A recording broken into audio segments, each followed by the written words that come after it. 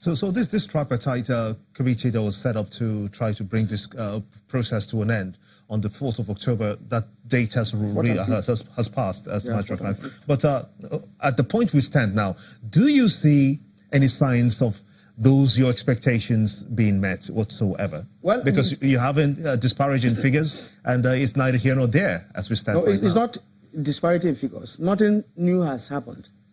The representing the federal government has shown that there's no commitment to this process. Really? How? There's no commitment to pay the minimum wage. This is just a delay tactics. We tried to catch them when they were trying to adjoin Senegal. And all these things are just to enable them buy time till after the 2019 general election. For him to now come up with a figure, contrary to what was agreed, it's the same delay tactics. And we're going to respond any moment from now. So now, a lot of people have been considering this, the action of the Nigerian Labour Congress, and they come with this question. Organized labor. Is there a sense in allowing states to come up with their own minimum wage scale? Well, I don't think there's any sense in it if we are still Nigerians. If you are not allowing states to come up with their police, their army, to generate their resources and spend it, and then we are the same Nigeria, and you have federal character. Will that be a fair comparison? Because you have to go through the constitution to amend all of that. Yeah, the same thing with the minimum wage. Minimum wage is a constitutional matter. If we agree on a figure now, the National Assembly must pass a law before it comes into force. So they can't take this in isolation. So if the states are saying because they want to pay according to their ability, it must affect our constitution. The constitution must be amended holistically. But at that point, you can't be getting the same certificate. School site you earn 20,000 in Sokoto, and school site I earn 10,000 in Lagos, and we say we are the same country. But the reality of the situation is that some states to this time are still unable to pay 18,000 naira minimum wage. What can they do for those kind of states that are unable to pay? The question is why. Then now you're trying to have these figures go up. The question is why? Why are they not able to pay? That's the question. Because when they said that the state governments are proposing 20,000 and they can't pay 18,000, some states are paying 25,000. So why are they unable to pay? What I'm telling you is that most states are paying more than the 18,000. In fact, there is hardly any state that is paying 18,000. Edo is paying 25,000. Now, because once are you aware that there are states in this country that are owing salaries? A lot of them. Because they are not getting... Isn't that a function of their inability to pay the They are not getting their priority right.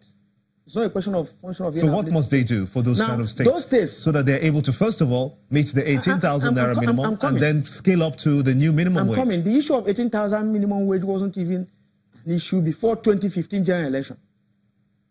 Between 2010 and 11 to date, they were paying 18,000.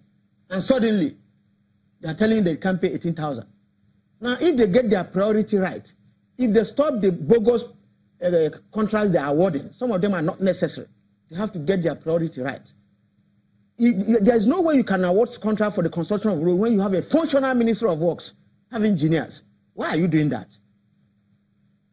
So if they get their priority right, they can pay salaries, and the workers there are there to render services. But when you take the services to be rendered by the workers and you contract it out, you must be able to pay double. This is what the minister said, Christian Gige. He said, in accordance with Convention 131 of the International Labour Organization, the most important thing to consider is fixing the new minimum wage and its ability to pay. Yeah. And because of that now, do you believe that the government is able to pay this 18,000? The concept of... Are they able to pay it? Oh, they can pay more than that. Why do you say so? Now, okay, fine. You see, the issue of revenue generated in this country is not hidden. The price of oil is not hidden. The amount they are recovering from corrupt politicians is not hidden. The amount they are announcing today that the customs are making is not hidden. The one the tax offices are not hidden. So they should come to the table and we'll discuss it. Ability to pay is not an exclusive concept to Ngige. We must all sit down and look at it. It's just like a Gombe that you think that they are not oil producing. Say, if you agree at 50,000, we are going to pay. So when states get their priority right, they will pay. So are the states doing enough to get their IGRs up? Well, some of them are working seriously, but they are not equally getting their priority right. Until we equally diversify. States should be able to generate resources and pay. Until we do that, they should not continue to depend on rent from the federal government. This is a challenge. Instead of them to see it as a challenge, they are now just being lazy about it. You know, we cannot really divorce this from the political space and the political actors themselves. But just recently, the statement by the PDP presidential candidate, Atiku Abubakar at Chatham House, said that he will afford states $250 million each to invest in ventures that will stimulate the state economy so they can be able to sustain their IGR levels. Do you think that is possible? Well, is he going to give it as a loan? Are you excited about that statement? Is he going to give it as a loan by the federal government or personal loan? No, because if you look at the resources, let us even take the country back to the 60s. The East depended on maybe oil, palm, so many other things. The West, cocoa, the North, granite pyramid. Now, if I ask you today, these states, what are they doing? What are they doing? Because at times you look at the whole country, you look at arable lands. They are not into agriculture. They are not investing. Let me come back to the Second Republic. From Imo State, for instance. Sam Mbakwe had not less than 5 projects. Today, they are collapsed. The Avotu Farm project, the leather tanning industry, the Amarako power project, all of them have all collapsed. Now, this oil palm, whatever, all of them have collapsed. The states you are seeing today are not investing. If they are not investing, they are not creating jobs. If they are not creating jobs, they are not having revenue.